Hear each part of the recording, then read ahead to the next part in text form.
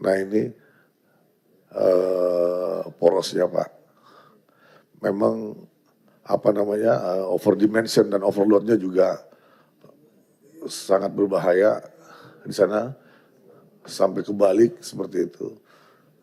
Jadi memang butuh penanganan khusus karena ini pas tanjakan, longsornya juga terlalu besar.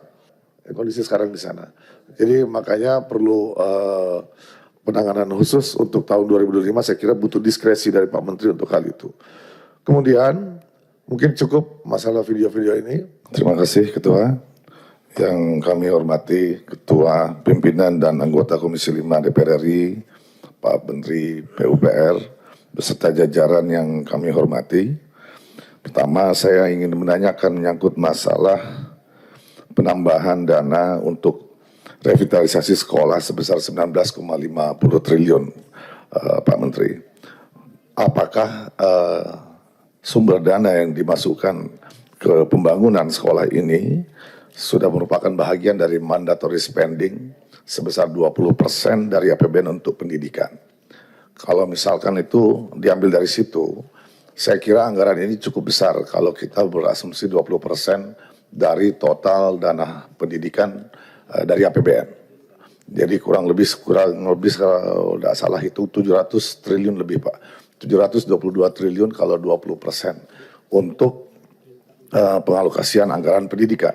Nah kalau anggaran pendidikan ini kan mungkin juga infrastruktur pendidikan itu seperti sekolah-sekolah yang sekarang ditangani oleh Cipta Karya bisa lebih dikembangkan lagi mungkin ke universitas ataupun kemudian madrasah-madrasah atau pesantren ataupun sekolah-sekolah keagamaan lainnya, sehingga kemudian keterbatasan kita termasuk dalam kebutuhan anggaran terhadap fasilitas rusun misalkan, rusun yang ditangani, rusun yang diperuntukkan untuk sekolah-sekolah atau universitas-universitas ataupun madrasah, ini bisa dipergunakan dana mandatory spending sebesar 20% itu dengan mengambil contoh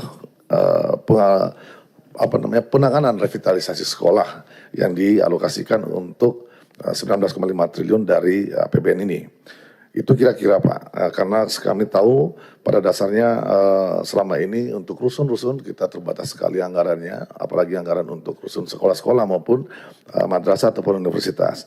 Saya mau ingatkan Pak Menteri, kemarin saya kebetulan bertemu dengan Rektor Universitas Lambung Mangkurat. Beliau juga sempat mengajukan permohonan bantuan asrama ke Bapak, dan itu sudah didisposisi oleh Bapak ke Ibu Dirjen Cipta Karya. Saya hanya dititipi untuk bisa mengingatkan ke Pak Menteri, siapa tahu tahun 2025 ini Bu Dirjen belum memasukkannya. Itu saya dikasih data-data ini ya Pak, proposal yang sudah Bapak rekomendir.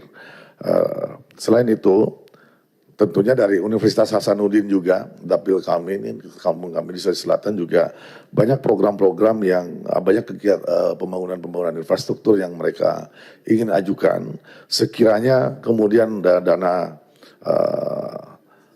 mandatori pendidikan ini bisa dipergunakan ke arah situ juga, saya kira salah satu hal untuk menyikapi kekurangan anggaran kita di Cipta Karya. Selain itu, yang terakhir untuk Cipta Karya Pak, saya ingin mengingatkan Pak Jokowi, Pak Presiden waktu itu sudah melakukan kunjungan, ada direktif saya bersama Pak Menteri waktu itu di Kabupaten Pangkep pada saat peresmian Impres Jalan Daerah.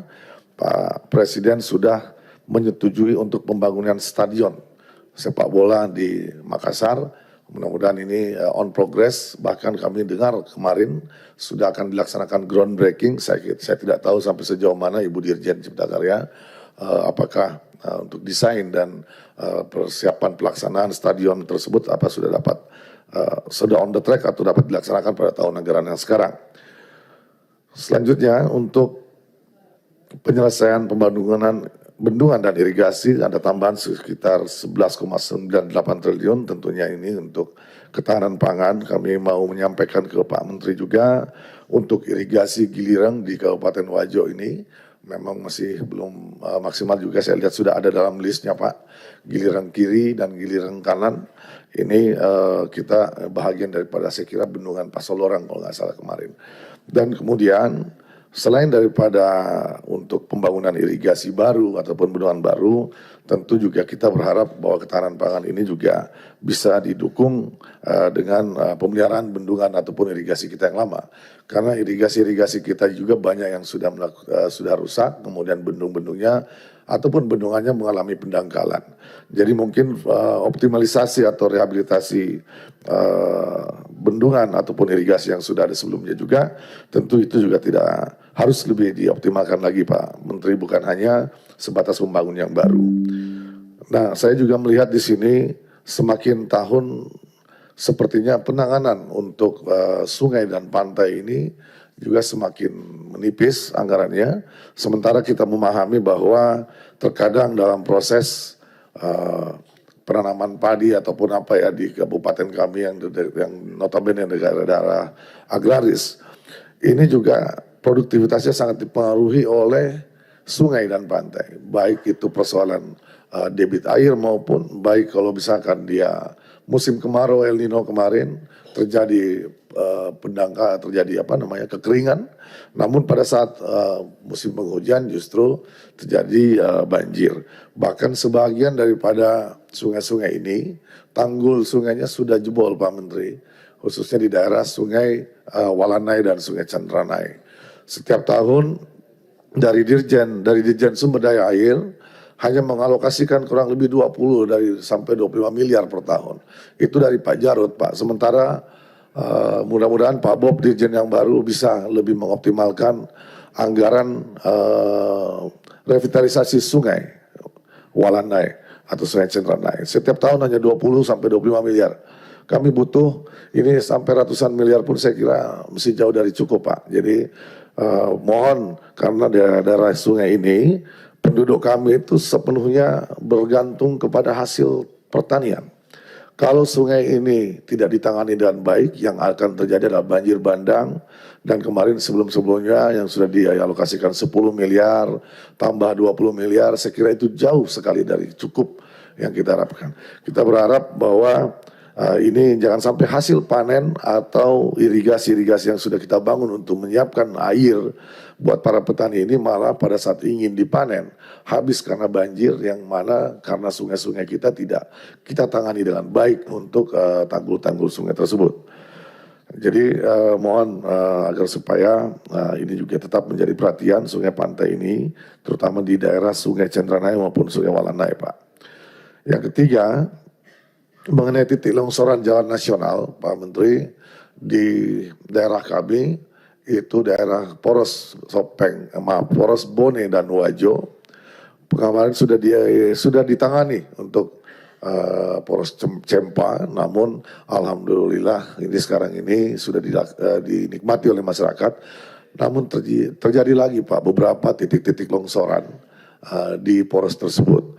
Dan selain daripada itu, pada kesempatan ini saya juga dititipkan oleh rekan satu fraksi kami, yaitu Pak Gus Irawan Pasaribu dari Dapil Sumatera Utara. Beliau juga menyampaikan kepada kami tentang keluhan yang ada di poros jalan Aik Latong Batu Jomba. Di sini kemarin beliau mengirimkan kami video-videonya bagaimana kemudian masyarakat di sana harus menunggu 5 jam untuk bisa melalui jalan nasional tersebut karena memang sudah sangat parah, dan ternyata kejadian ini sudah terjadi sejak tahun 1990 Pak, dan ini sudah 2024. Mudah-mudahan ada penanganan yang lebih serius.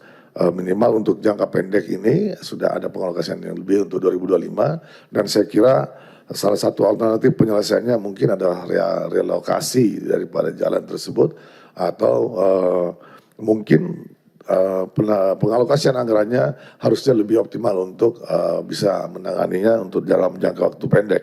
Boleh ditampilkan videonya kali ini. Ini yang dikirimkan oleh Pak Gus Irawan Pasaribu Pak. Maaf, dari sekarang beliau di Komisi 7.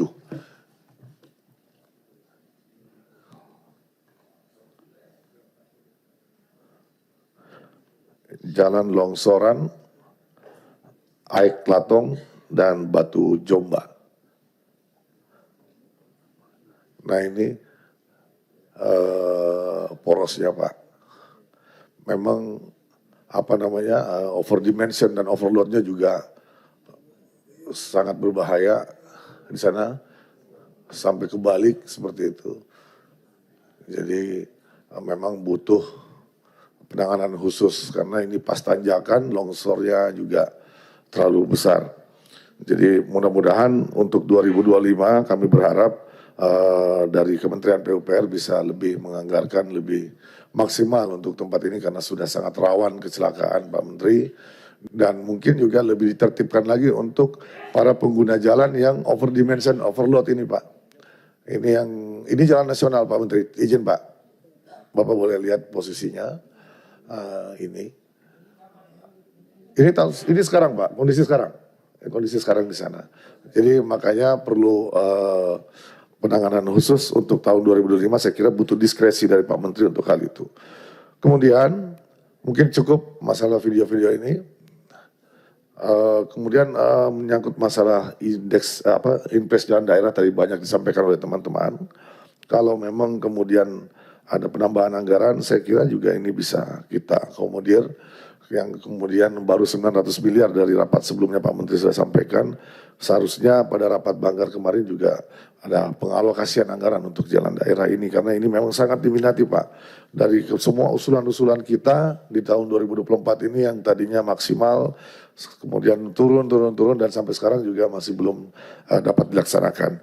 Mudah-mudahan kalaupun nanti alasannya adalah waktu pelaksanaan, mungkin bisa ada diskresi untuk misalkan menjadi kontrak multi years ya, agar supaya itu tetap untuk tahun anggaran 2024 bisa tetap segera dilaksanakan sampai selesai sambil kemudian 2025 dilaksanakan kembali. Mungkin itu Pak Menteri beserta jajaran yang kami sampaikan. Terima kasih pimpinan, saya kembalikan.